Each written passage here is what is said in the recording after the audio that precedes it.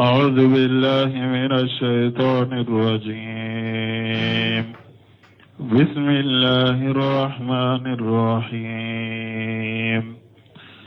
إن الذين يلحدون في آياتنا لا يخفون علينا أفمن يلقى في النار خير أم من يأتي آمنا يوم القيامة اعملوا ما شئتم إنه بما تعملون بصير. إن الذين كفروا بالذكر لما جاءهم وإنه لكتاب عزيز لا يأتيه الباطل من بين يديه ولا من خلفه تنزيل بالحكيم الحميد. ما يقال لك إلا ما قد قيل للرسل من قبلك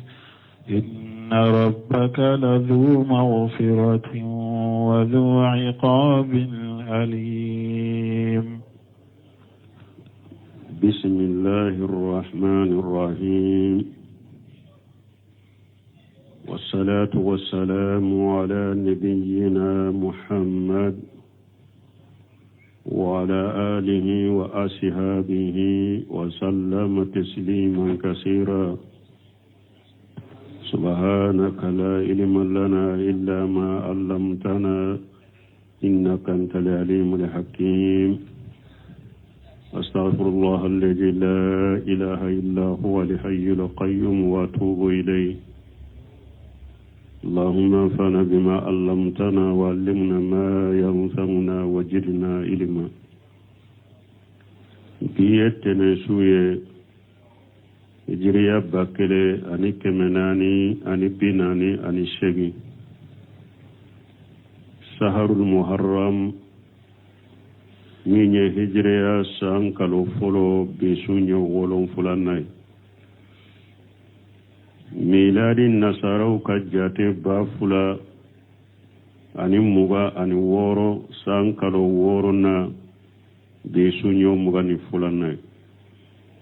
ambe dawda bu masjid rajja wambo kono. a'udhu billahi minash shaitanir rajim. إن الذين يلهدون في آياتنا لا يغفون علينا إلى غير الآيات. ألا مسمين كروتالندو أقول إن الذين يلهدون في آياتنا ألكم مؤمنون بالجنة ne alaka aya ukakola abena buna baska tawsirila kajene alaka aya ukakola doye munye ka aya ka kuma do nyoro te minye ube ka kanna gelan naye ube ka kafir naye alako mu'minun boke la yaghfauna alaina ku ulutigun uted dogone alala ubella halala ube yoro ni ala budo ni ala ko ite dogale la oye kankari magelende ki lashira ka kankari daye ko ite dogo ale alala ni te dogo ala ika mina chogo babolo ika janga kata chogo babolo ika nyangi chogo babolo ika shira ika joro alaka ayaw alaka qur'ana mogo shika kannagele ya fente ka kafirna wo fente ka cinyo wo fente ka toka alaka kuma foka do donyoro te minye ijoro ikashira وكفى لكم أفمن يلقى في النار خير أم من ياتي آمن يوم القيامة ألاكو يالا مغمين ببلا جهنم تاسوما كنو قيامة دو يالا أتجي دي كنيوا ube mogommi hakili sigilen bana qiyama kene kade jahannaba doni ta tigi nofe ŋunu fulala juman kañi mi hakkili sigilen bena qiyama kene ka a hakkili sigira ka bo tasuma doni na wo de kañi ka teme mogo min be bila tasuma kan te mogo min be bila tasuma kono jombo bila tasuma kono nin na min be kanna geleyali ke ani min be jenge ala ka ayaw la o de be bila tasuma kono o kofe ala ko imalu ma shitum awa ko hadamadenw min ka daw yaya baara de innahu bima tamaluna basiru abe baara kala ñaba be la hadamade ni hera de kadiye o baara ala ñala bi ka baara la ni juguma be de kadiye o keke mais ala ña bi ka baara la inna alladhina kafaru bizikri lamma ja'ahum ala ko mogo munun kafirana ni qur'ana ye tumami qur'ana nanuma wa innahu lakitabun azizu wa qur'ana fana kitabu min kabbo ko sobe de la yatihi albatil min bayni yadayhi wala min khalfihi galonte shikana qur'ana nye galonte shikana kofe mana mogo te shika fembe qur'ana le te shika foy faraka kisi shika qur'ana tiya foy القرآن كلام الله خير مخلوق منه بدا وإليه يعود نين قرآن يود يقول كلام الله قرآن على كما ده دام فنت قرآن بورا لا ده فكنا جيا لبا قرآن بلبا كتا على مده ni jiya surunyali jiya wuli surunyali jiya wuli na surunyana ala be finye sumale minnati na be mu'mini ben ni mina no suma o finye sumale nana ka mu'mini ben ni mina mogo jugu de be to dugu koloka hari Allah wote fo dugu koloka wala qur'ana be to mogo makota la abe sagi kata alama qur'ana be sagi yele kata alama donc nin qur'ana ala ka kuma do tinya chogota la koy anye fete ako fete do te sika faraka do te sika bola tanzilu min hakimin hamidin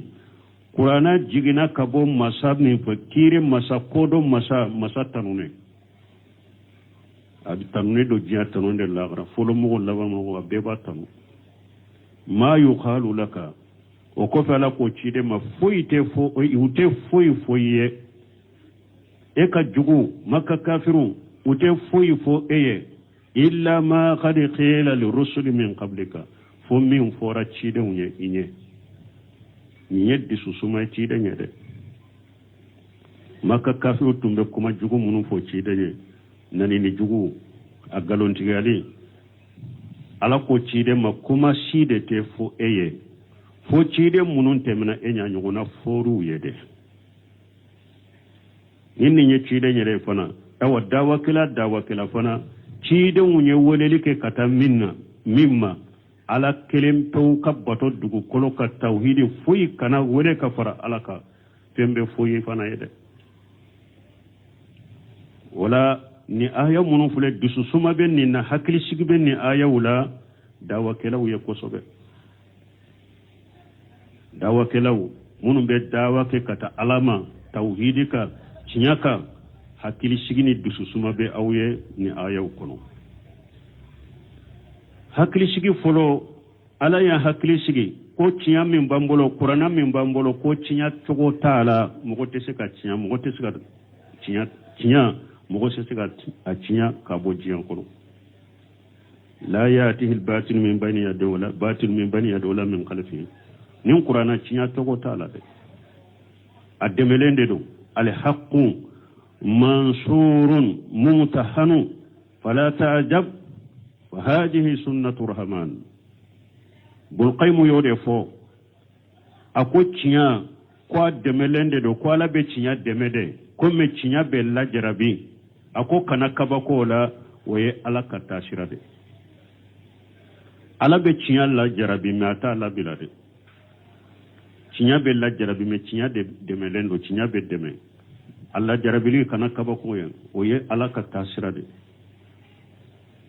donc dawa kila fana nu kuma fato ukuma ke golentigi yo ukuma ika kuma chogo manyo ukuma dictateur yo ukuma ite mo fara nyogon kawo ibe mo fara de ete fara nyogon e wa fara nyogon khalife yo e nimbe shi kani décourager na ya suru be tinya kade nkante e fana na ya suru ka dawa fana te chide un ka dawa chogola tinya da ka wada dawa chogo salafu salu ka dawa chogo ne fana tato kan nkante eta made min ni e yere kone baro e ka dawa be cinyade ka Qur'an wa sunna la fahmu salafu salih kuma foriye kuma be foye iddu su sumalen ka to isabatilen ka to abe fora mo ye enye abo fora ci de nyoonye e ma ci de nye dommi aye jibrila ye asiralen nana amba karjatuma ako jammiluni amba karjatu ko ikana sira akwalati ela bilalati ko jugu ke ela ibe shinji tugu ibe hinna fantauna ibe ko gelenke kabila wala ko munu ni mote ko ke ni ete alate ko jugu ke ela ka kuma surunya tara urqatu bunna ufalife fi denye jibrila ye choguma ya fuai ako hajanna musulleji unjela la musa wa isa yambere nin kanna nasara ba fo jibrila na musu ko gundo tibi mana jibrila min jigina musa ka ke cidenye ka jigi isa ka ke cidenye ede bena jigi e fana ke bena ke cidende korga tugun nan falu yofo akomme mba nata don min ni kam mugo bi juguya ki boya aka soro nye kamalen koro ni mbese ki deme ciden ka bakora aya soro makkan ka bebe ciden bonya akwa wa mugurji ya humu yayi akonne ka mugo be ne la boya ورغت بنا فلقام ما جاء أحد بما جئت به إلا أوديا أكو مغشي منا إني من بنا دوغو مغوي ما سيسا مغشينا منا مغوما فويكو توحيدي على كلمة وكبتو أكو يبي كويا يبي كو كبلي كنترول كي جويا كي بويا ولا ما يقال لك إلا ما قد قيل لرسل من قبلك فويت فو fo ewa anyogona fora ci dewnye enye inna rabbaka muhammadu tigi ala la ju maghfirati junubu sutura bagade ala inaba ya fa mogoye wa ju iqabi alim janga kata diminen tigi de ala farani mo mi nyasoso qawluhu bun kasir ka tawsir ko alaka kuma innal ladhina yulhiduna fi ayatina qala ibn abbas al ilhadu ibn abbas ko ilhadu yajmai وجه الكلام على خير موضعه ككما دو الدنيا تنالا كم سيسا أني انحراف مغجنين شايرا دينا كونو أكلن كله بافو فنا قوالي بقرآن السنة دفو أكلن كله بافو قوالي بقرآن السنة دفو ube Qur'ana fo me ube Qur'ana aya munon fo bu do yoro min u do yoro do wa komi Abdullah ibn Umar ya nyugona fo qawariju ye chogomi ako qawariju fule ko aya munon jigina kafiruka ulu ye ulu de ta ko bila mu'minuka aya munon jigina kafiruka ko qawariju ye ulu de ta ko bila silamuka kontere ka Qur'ana fa ko kontere la don ke bagatula famu bagatula donc ibn Abbas ko akoka alaka ka kuma do adonyoro tanala ile hadu ye ode ka Qur'ana aya fo ka ke derila fendola ateke derila ye minna ka Qur'ana aya fo ka do donyoro la koy ba kala shiro dola ka ke oye akala shiro te minye ile hadu de ye oye wa qala qatadatu wa khayruhu qatadatu an qatadatu tanawuluko huwa al-kufru wal inadu ko ka kafirani Qur'ana ye ani ka kanna geleya ke no Qur'ana ko ile hadu yo ode wa qawluhu ajja wa jalla ni ala ko masamin ka bakoro talenu la yaghfauna alaina na ko tiwute dogone alala mun bettilonga kene alaka ayawe ibu cinya ubu takku fo yoro law fo yoro te minye ubu do donyoro te munye ubu koroke munye u koroke minye ala ko tiwute dogale alala fihi tahdidu shadidu kankar magelebe ninna o wa'idu akidu ani baga gele bun kasir ko nin kuma kankarima gele de be nin kuma la ni baga bagali gele ay annahu ta'ala alimu biman yulhidu fi ayatihi wa asma'ihi wa sifatihi la yine munye ala be mugodo mogo min be jenge ala ka ayaw la bido mogo min be jenge ala ka mankuto la budo mogo min be jenge ala ka togo la budo mogo min be jenge ala ka mankuto la budo ne ala ka aya do donyoro la na donyoro te minye ala bido niye mankuto togo sabati ala la ala ma togo min sabata yirela ube ala e togo min sabata yirela e ko ote ala la ala bido niye mankuto sabati ala la ala ma mankuto min sabata yire a cide ma sabata ye ube ala ka mankuto sabati lendo ni e ko ebo ge ka bo ala la ala bido na yi do mumba no fe wa sayidi jihi ala zalika bil uqubati wan nakal na yi do la nyine munye awanne ala ba tigi mba asara ni la jabaye ani nyangili mba tigil sara ni la jaba ni nyangili mogo jengena ala ka ayawula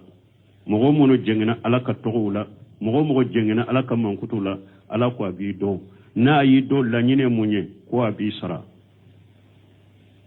ni la jabaye abi sara ni nyangili ولهذا قال تعالى saralin kosode ode ato ala ko afaman yulqa fi nari ako yala min be bila jahannaba tasuma kono khairu am man yati amina yawm alqiyama yala ode kanyi ba ube mogo min bane qiyama do hakili sigire tasuma doni ta tigino fe ay lanyini ayastawi haja wa haja la yastawiyan lanyini yala nonu nya kelenye wa ute kelenye hari sura nyandinde fo kelenya ala bagge qur'ana kono do yero chama bambanti kata qur'ana ma kanna gele kata qur'ana ma qur'ana dogo ya baga qur'ana chinyali baga yala oni mo be sika ke kelenya chogodi milli manane qur'ana ka qur'ana bonya ko obeye kelenya be sika ke kelenya chogodi ate kelenya jiya ala bola te kelenya ala bolo lagara mi sonna qur'ana makallimana naye ka qur'ana bonya ka karama ka barake naye ka kala yomal kamado hakili sigilende bena o hakili sigilendo ka botasuma donima o betar janna emin kanna gelera kata qur'ana makka kafirani qur'ana ka qur'ana tiya ka do donyoro la donyoro te minye qiyama ebe bila tasuma de kono ya lawiye kelenya no fulate kelenya mo ayo fara nyon ka jiya kono yake na ye tiɲani ngalo munu man ka fara ɲɔgɔn ka diɲɛ kɔnɔ ya aw y'o fara ɲɔgɔn ka diɲɛ kɔnɔ n'a ka masala ni ɲa ka diɲɛ ɲɛnama masala ye lagara la ba bɛ bɔ ɲɔgɔn na wa amutaju al yawma ayyuhal mujrimun ala ba fo yawmal qiyamah do aba fo tiɲɛli kɛlaw aw ka bɔ mɔgɔw cɛ la ka taa jɔ adama mushrikun beta jowu dama de kafiru bu dama munafiqun bu nyogona munafiqun ka karamugo bu dama tawhiditugo bu dama aw te fara nyogon kala bolo la garaw naya be fara nyogon kan galon ka jian kono ya la garaw te fara nyogon kala bolo de aba be bo nyogon ko da to Allah ko qur'ana yirema depuis jian kono fana la ko aka ku ka fara ka bo nyogon de ande ye galon kan ko fara nyogon ka munala ko qur'ana ma al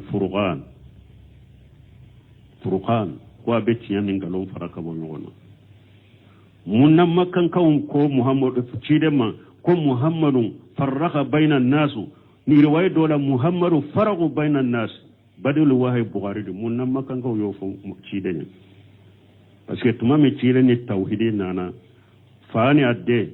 ni e wa faade ye tauhidita dembe musrikaka abe farade ni dende ye tauhidita faabe musrikaka abe farade furu nyogoma fula ni cede ye e wa tauhidita i muso mata abe farade ni muso de tauhidita ce mata abe farade uko muhammadu farraqa bainan nas na chogoro ra faraqu bainan nas muhammadu ye farali de mogo ni nyogonje muhammadu ma mogo fara muhammadu farraqa bainal haqqi wal batil muhammadu na ka ciyan ngalonde faraka bo dongona ciyan ngalon kana nyagambi donc na wiye fara nyogon kaya ute kelenya lagara ala bolode la garam mo min bena be fili tasuma kono ani mi hakili sigilen bena ulu tekelanya ثم قال أجا وجل التهديد للكفرة وكفي ألقو نابك كان كريد كافروية وبغى بغى إيمالوا ما شئتم أكو كافر من كدا يا كده قال مجاهر والدهاك وأتاو القرشاني دهاك مجاهر الدهاك أتاو لكو إيمالوا ما شئتم ويدو bagabagali de do kankarma de do ko ate ko mi Allah yeshira duma de ko la ko min kadi be kitake min kadi min ya afo min kadi min ya ke alama mo bila shirale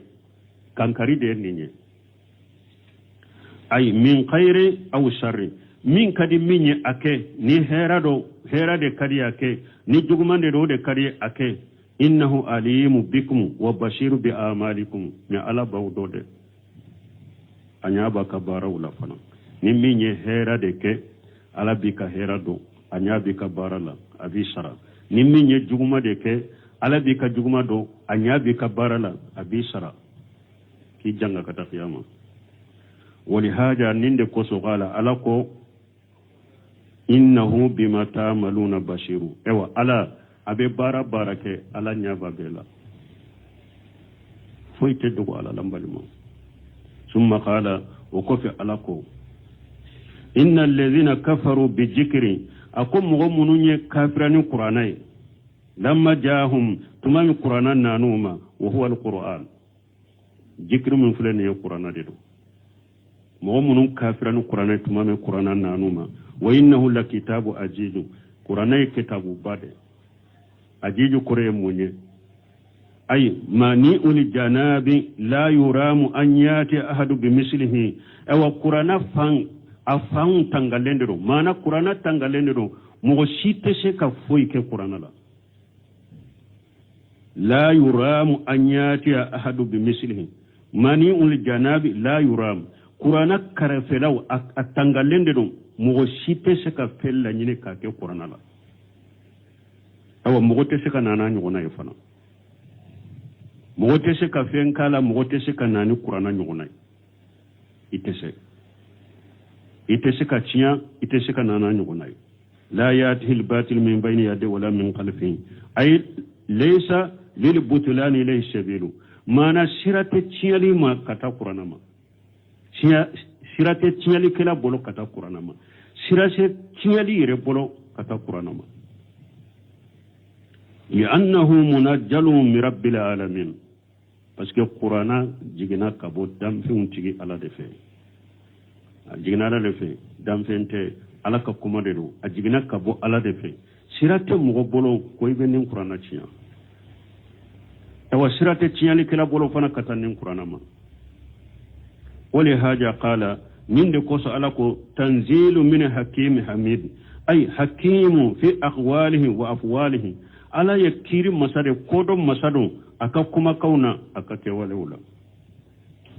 minye kodo masai minye kiri masai aka kuma kauna aka ko ewa ko keta wala wode qur'ana jigi hamidun atanulende do be mana mahmudu ala tanulende do ay fi jami'i ma ya'muru bihi wa yanha anhu ala be mugo nyamarani fengo fenye qur'ana kono atanulende oka ala be mugo bale ka be fengo fena atanunen boka الجميع محمود أواخبه وقيته قرآن نعمر الله نعمر لكني فيمو فيني أبل لبن تنونين دو أدنيرو تنونين دو قرآن بمغبالي كبير فيمو فينا ewa abet ala tanuni do abeka fana alabana ana danyoro ni qur'ana nyamra ni fengo fenye ni yake ewa alabana I adanyoro te foi sura la ni herete ani tanu ewa ni qur'ana ala yi bali fengo fenara ni mo toyede ni yo toy ala ka bali li fen fana ni ya toyede alaban ni adanyoro te foi sura la ni tanu ni te ni herete mais ni qur'ana yibali minna e ka ke bane alaban beta ke minye ibolo ubi danyoro beta ke minye ibolo e reboye summa qala wa kufi alako ma yuqalu laka illa ma qad qila li rusul min qablika qala adadu min al-ulama doni ka baga jata udoko ma yuqalu laka min at-takjib ko cide galon tigali shima fo illa ma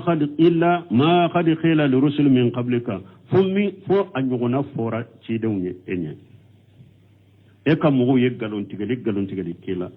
anyuguna fora cide unye enye fakama kujibuta kujibu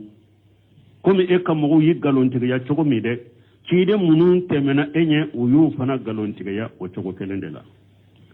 wa kama sabaru ala aja qawmihim komi wulu sabarila ukas mugo ka tora koro chogomi lahum wulu tora min kula nu sabarila koro fasbir anta ala aja qawmika laka e fana ka sabali ikam mugo bake ka tora min kile fana ka sabaro ko cire munun temena wulu sabarila ukam mugo ye tora min ke ula usabarila ukoro chogomi de e fana kam mugo be tora min kila sabalo koro chogodela ewa cide nyoke fana kasadda sabari kalte sabai mba ya beke sabaru ala tatillah wa sabaru ala aqdari sabaru ala tatillah wa sabaru amma shiatillah wa sabaru ala aqdarillah mulima cide nyu sabab beke maka alikaba koro yoro minya hakli shigi yoro kateme jiya yoro beka hari ka jahilu to ka jahiliyala uye hakli shigi ke yoro inka ka jahilu to ka jahiliyala ifa faga baga nina benna haramula iba toyede kunni nya haramude mogote mogo keleya mogote mogo fagaya o yoro hakli shigi yoro de kide sujudule alikaba koro ka sujuri ka salli tumame abu jahali nunu yaye uko karasa ka nyame ajigina kunu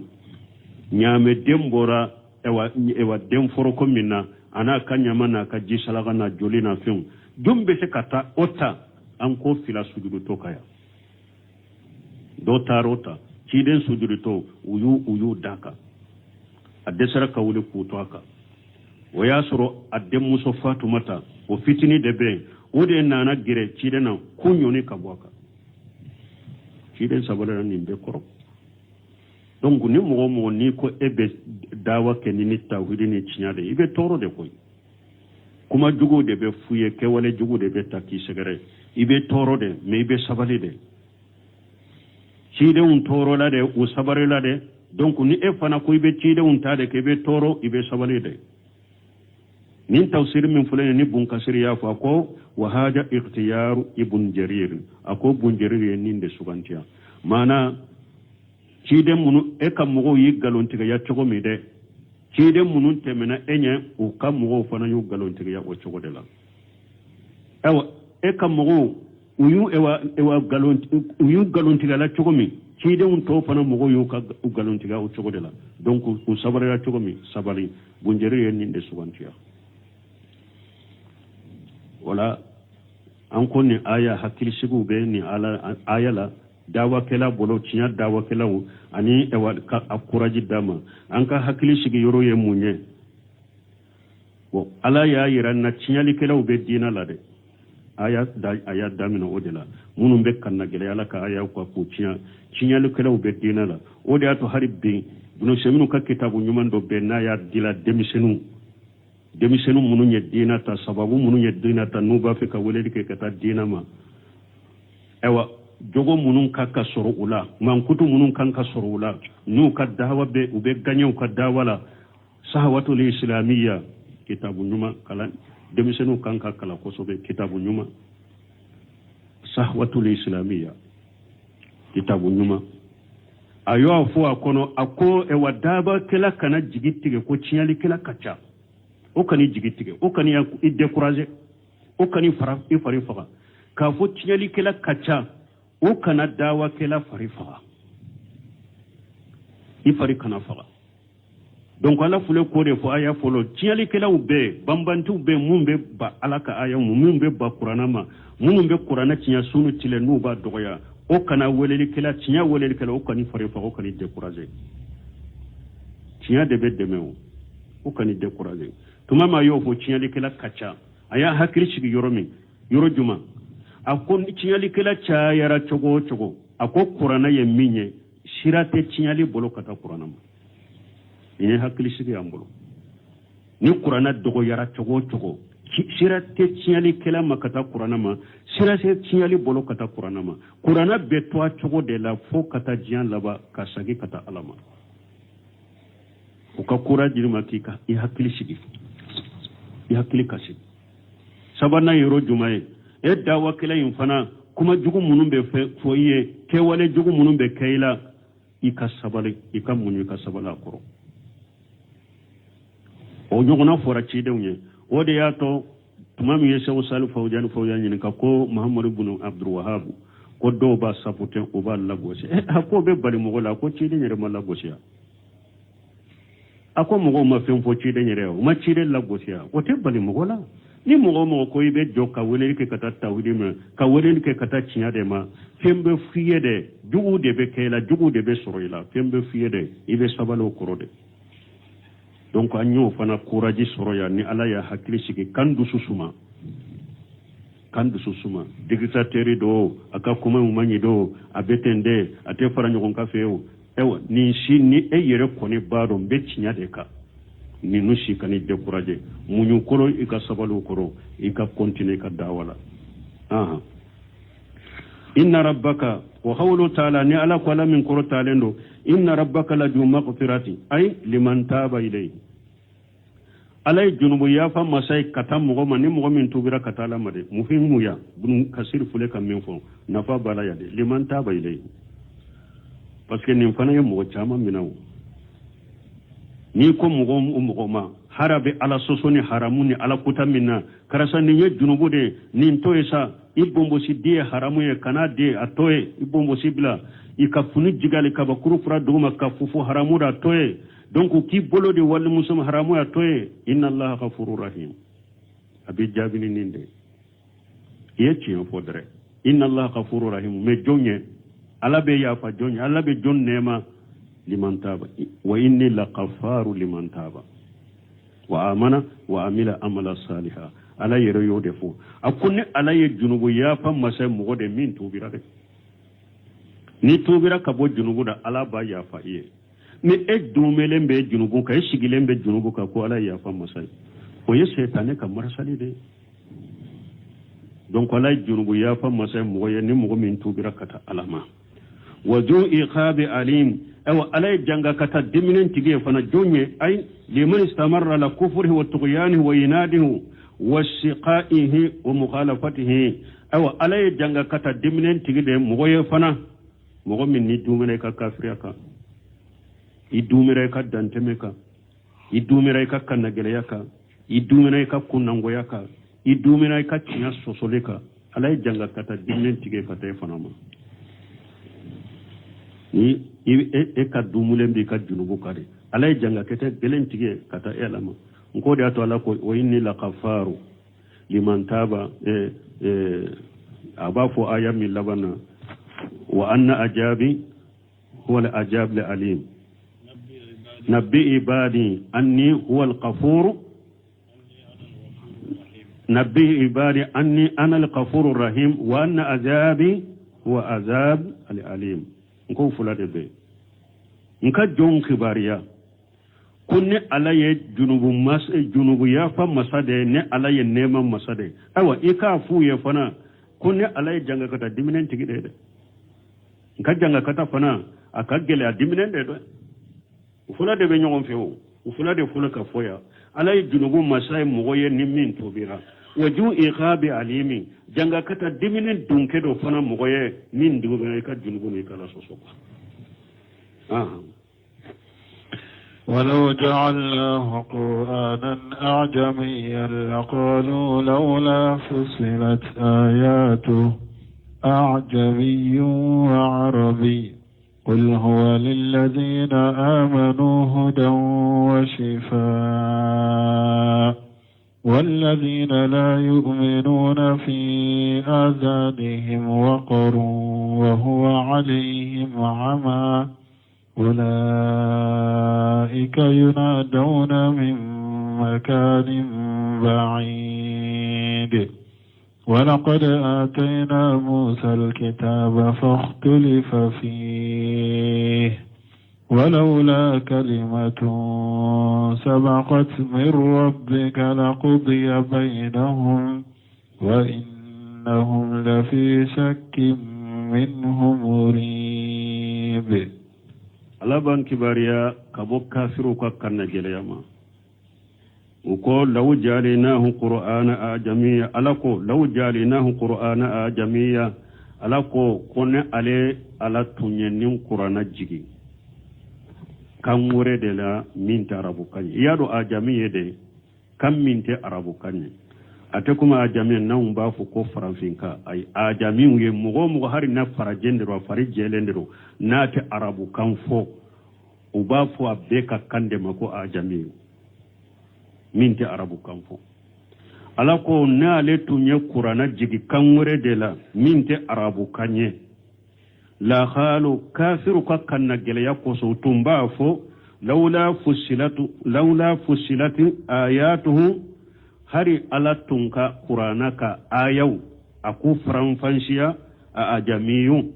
a arabiyu ni qur'ana tun jigina kan wure le minte arabuye kafiru ka kanna gele yakoso tumba fo hari ala tunka qur'ana min jigina kan wure la de minte arabu kanye hara tunka aka koro fo anye ko faraw fansanye arabu kan nan na shekudo parce que jigina kam mina an to do donc haratun ko faraw fansya kan wurela minte ewa haratun ko ewa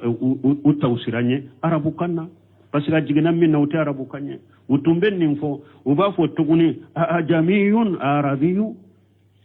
qur'ana jigina kan wure kan muhammadu ye arabu de ubesiga ke chogode Mamadu ye arabu de qur'ana tara jiga ka kamure la minte arabu ye har ala tunka a faran fanshanye a koro faran fanshanye arabu kan ko ne la ne shekado ni nya tafsiri do tafsir fula de bala tafsir fula na li hasan yo fo bena tafsir kono kafiru ba fo ni ala tunye qur'ana jigi kan wure de la minte arabu kanye kafiru tumba fo har ala tunka qur'ana jigin aka doke kanwore min tarabuye aka doke arabu kanye in tawsir fula de bala qul muhammara fuye huwa lil ladina amanu huda wa shifaa afuye ko qur'ana mu'minun liman yara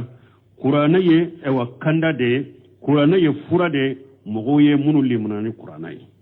mogo mo limanani qur'ana yima kanda de qur'ana yima furade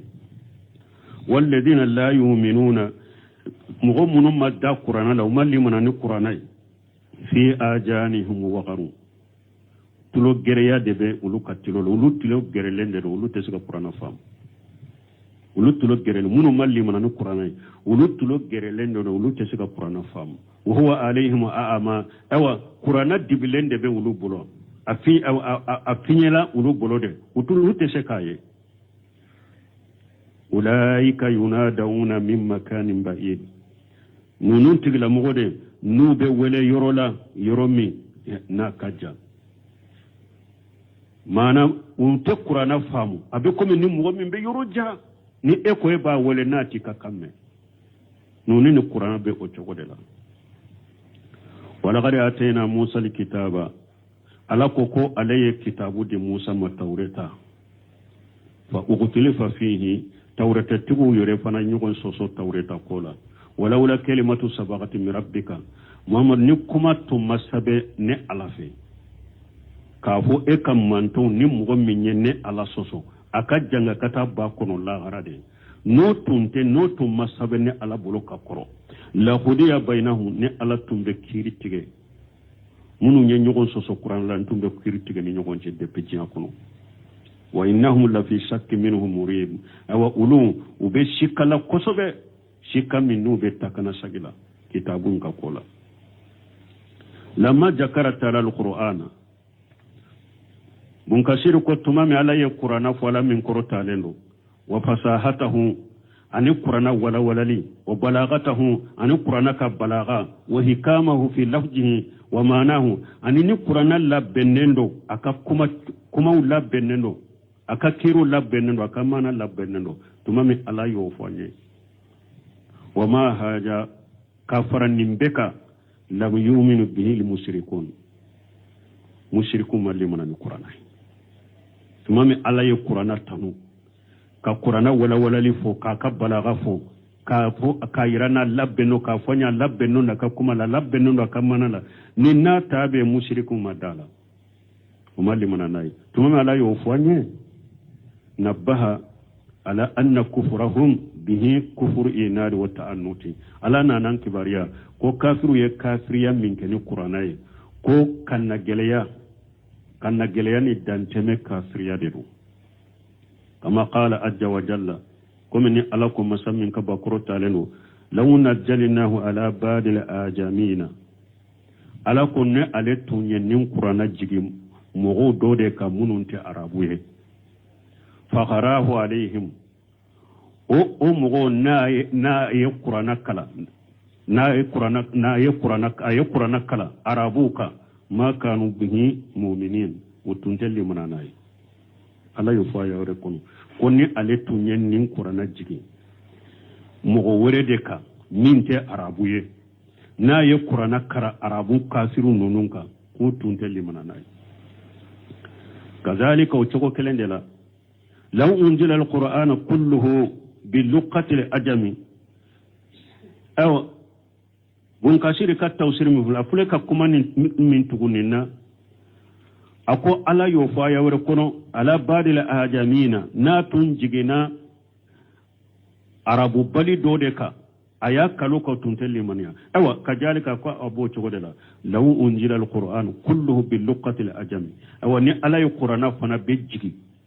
ni kanwore minte arabu yere kade la khalu ala wajhi ta'annut wal inadi utumba fo kanna geleya dantemeni kanna geleya ko so tumba fo lawla fusilati ayatuhu ajamiyun wa arabiyyun ay la khalu la nyinu tumba fo hal unzila mufassala bil luqati al arabi har ni qur'an tun ka jigina ka faran fan sharabu kanna wala ankaru zalika utumbo na kariya ka fo qur'ana ka jigi kan murela arabuka utumbo onnan karela tunto soma utumba fo fona hari ala tunka faranfanshanye arabu kanna ajigini kamurela utumbo nan karya fa qalu uko ajamiyun wa arabiyyun ay kayfa yanzilu kalamu ajamiyyu ala mukhatabi arabiyyun la yafhamuhu tukudi kuma bejigi kanna kamunte arabu kanye bo kuma imbake ka fo mo minye oye arabu de atesika kuma infamu obesika ka tegori tungene ndefo tugodi kuma bejigi arabuka kanwerela bo kuma nyeshira minna fana ka mo min kuma nyogona arabu de itake ka ote kuma infamu ko obesika ka tegori utumbeni info wa khila li muradu bi qawlihim do ko ka kuma lanyine jumae laula fusilat ayatu ajamiyun wa arabiyyun ay هل أنزل بعضها بالأعجمي وبعضها بالعربي عند التفسير فلان دوكو أي هاري على تونكا رابو تنبافو هاري على تونكا قرآن جيجي أنا دوكي كاموري أنا دوكي عربوية قال هذا قول الحسن البصري نيالي حسن البصري كما دين تفسير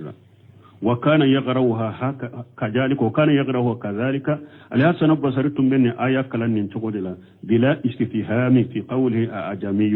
عليتم بآية كلا استفهام أتنتو أقالا آية كلا نتقدلا أتنبافو أعجمي وعربي عليتم باكلا ننتقدلا هل قرآن دو تنكجي كان ورلا من تعربوية أدو كجي عربولا وهو في الإناد أبلغ بنكسر قال حسن البصري كتوسير من فلان نيند كان جليا لا نيند كان جليا شيلن ودام كتم فلوكا نيند بامبانتي داي كتم فلوكا كفار على تونكا قران جيجين كادوكي كان ور من تعربوي كادوكي عربوي نيند كان جليا كجل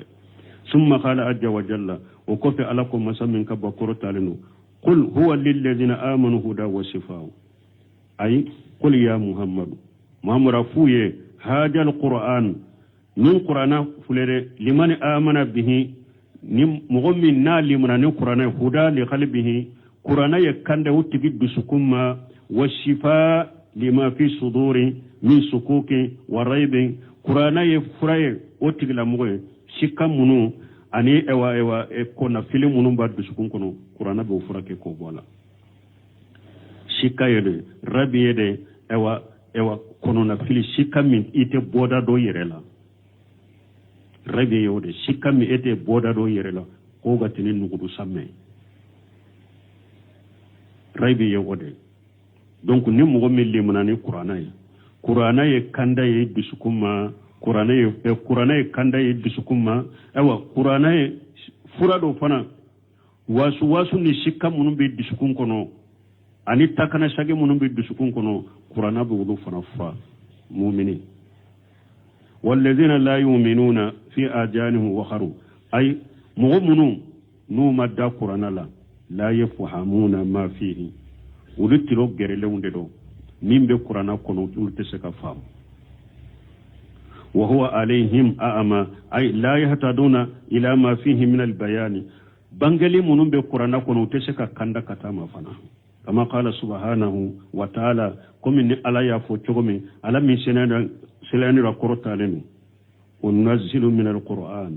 ma huwa shifa wa rahmatul lil mu'minin wa la yajidu jalimin illa qasara وننزل من القرآن على قلب عليه فنجي القرآن كنو ما هو شفاء ورحمة للمؤمنين من يفرأي أن النعمة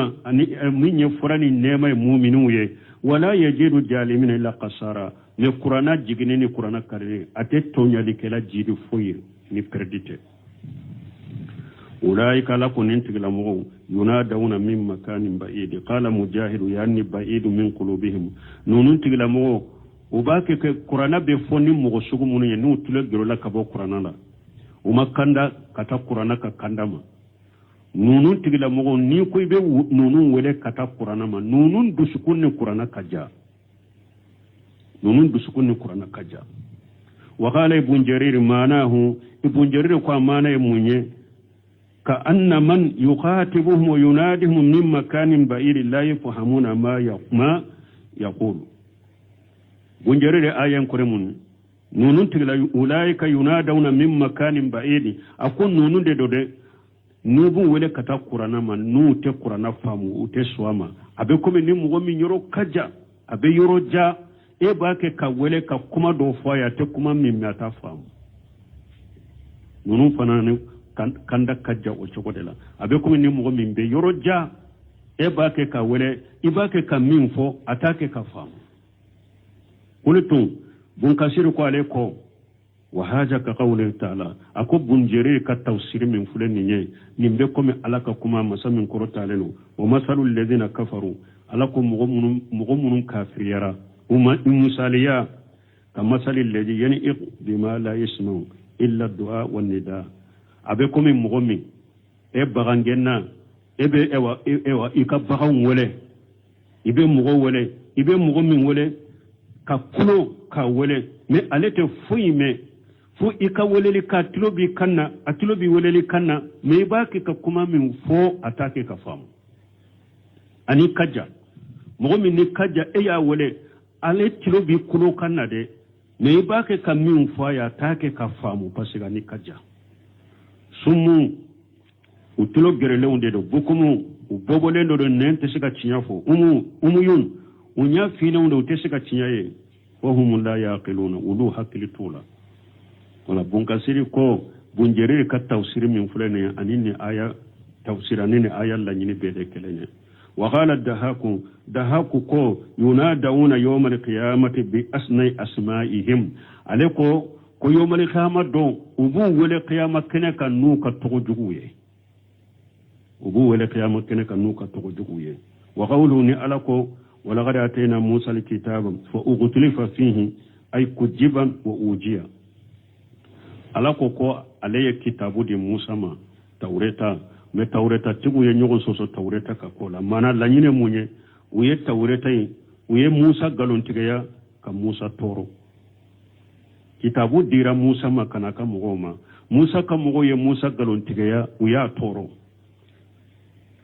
fa asbara kama sabara ulul azmi min rusuli fasbir ala ko cide masabali kama sabara ulul azmi min rusuli comme cide mununye geleya soro kam manton bolo no sabarila ulu sabarila mo togomi cide fana ka sabale o chogola wala kalimatu sabaqati min rabbika ila ajali musamma ni kuma tun masabene ala bolo kata sarti la sarati mi na folendo ne ala bolo bi ta'khir al hisabi ila yawm al ma'ad ka funne ala ya sabe ka bilade ko koroshili be qiyama de makono notun masabene ala bolo ka bila la qudiya bainahum ne ala tumbe kiri tugeni nyogonce ay la ujila lahum al ajab ne ala tumbe la jabatel ya ka jibuka bal lahum mawidu me lahidu do de bu bolo ka janga katalila lan yajidu min dunihi mawila utay yele mabaka surala nana wa innahum lu la fi shakk minhum murib ay wama kana takjibuhum lahu musa kam mo ka galon tigali make musa ma foila am basirati minhum amake e wanit e doniye bolo de musa kam mo ye musa galon tigali minke uma galon tigani doniye de lamma qalu tumamu ukwama uyemmin farma uma fo amani ewa doniye de bal kanu sakina fi ma qaluhu uyemmin fo musa ye uka kuma fota musa ye kuma min fo musa ma fo ni dankariya ya ma fo ni doniye de uya fo shikalende ya fo bal kanu sakina fi ma qaluhu uye kuma min fo shikalende ye tumbe kwa kuma ina khayra muhaqqiqina li shay kanu fihi tumbe fengo fena dankanya tuntu bolo ahaga tuntu bola abe shikalende tuntu bolo hakaja wajahu ibn jarir wa huwa muhtamalu awa kunnin kuma ibn jarir ya nyeshi nin tore la ko kuma imbe sheka ota fana yaro folo nya tawsir folo min fo do ba ke ciden kam hode ne o de fo tawsir folo la do boy awa kuma illa ba ke ciden kam hode ni ala ko ni ne ala tuma sabe kabila ko kurosili be ke qiyama de mogo munu nye kafiru munu nye ciden galon tiga ya de pejian kono ntum be kiri tiga ka jam ka buka me ko bunu jeriri ye kuma nyeshi musa kam hode ma ako kuma imbeshe ko fanata huwa muhtamalu ako kuma imbeshe ka fanata wallahu a'lam waqti shara ya subhanaka allahumma rabbana bihamdika ashhadu an la ilaha illa anta astaghfiruka wa atubu ilayk